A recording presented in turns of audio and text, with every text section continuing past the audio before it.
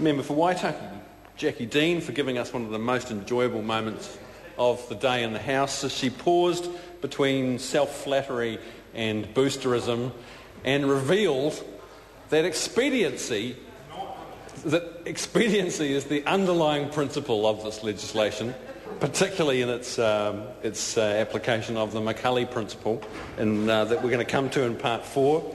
And perhaps there's a typographical error, sir, in this bill that the drafters might like to consider.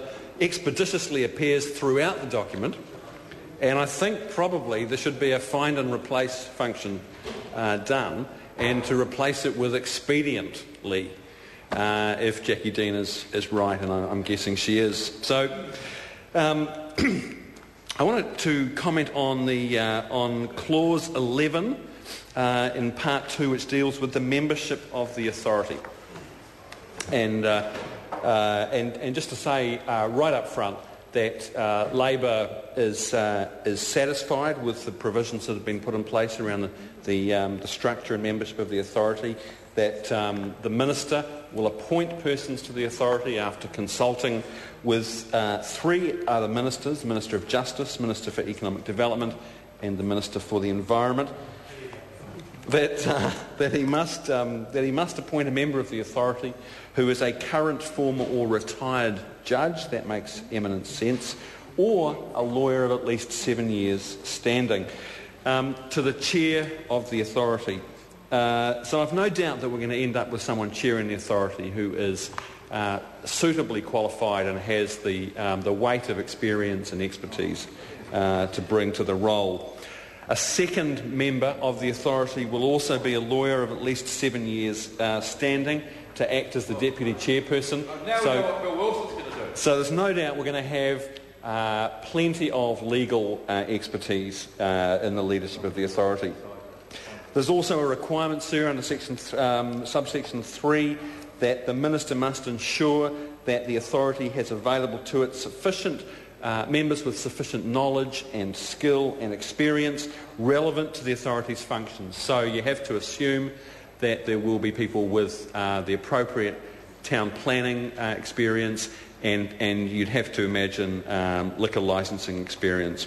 So we're going to have an authority that's made up of eminent people in their fields to lead and oversee the entire process of running the authority and deciding on applications and so on.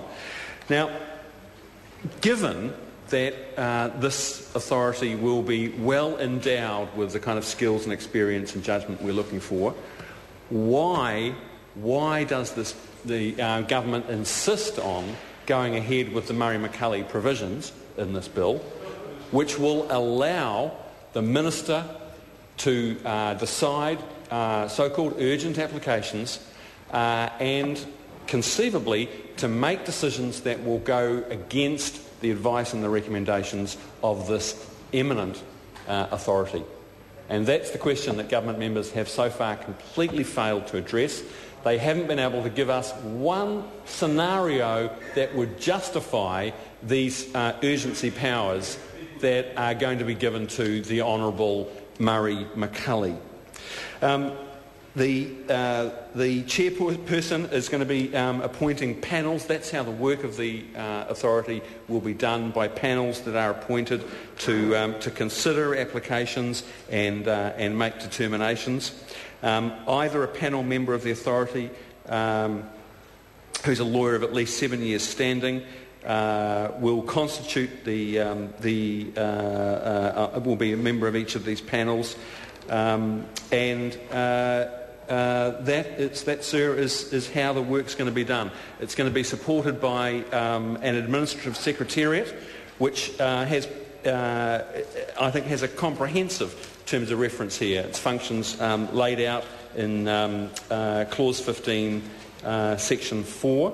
And again, sir, it underlines the question in our minds, and that is why these excessive urgency powers are needed when we have a fully staffed authority with properly constituted panels backed up by an administrative secretariat Why does the Minister need the urgency powers?